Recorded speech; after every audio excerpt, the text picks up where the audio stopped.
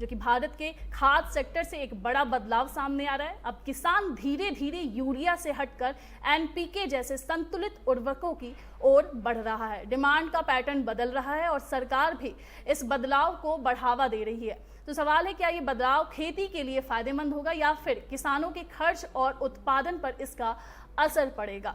चलिए समझते हैं। दरअसल भारत में लंबे समय से यूरिया का सबसे ज्यादा इस्तेमाल होता रहा है, क्योंकि ये सस्ता है और सब्सिडी के कारण आसानी से उपलब्ध भी है। देश में यूरिया की खपत अभी भी सबसे ज्यादा है, लेकिन अब धीरे धीरे ट्रेंड बदल रहा है।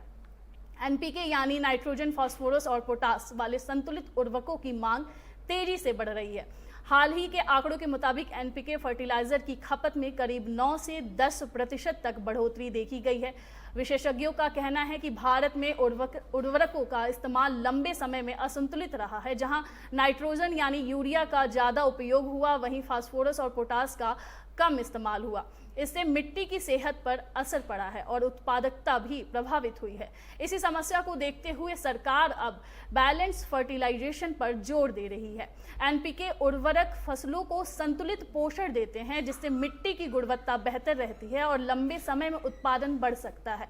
इसके साथ ही नैनो यूरिया, बायो फर्टिलाइजर और नई टेक्नोलॉजी पर भी काम किया जा रहा है, ताकि किसानों की लागत कम हो और पर्यावरण पर असर भी घटे। हालांकि चुनौती अभी भी बनी हुई है, क्योंकि यूरिया सस्ता है और किसान उसी पर ज्यादा निर्भर रहते हैं, जबकि एनपीके और अन्य उर्वरक अपेक्षाकृत महंगे होते हैं।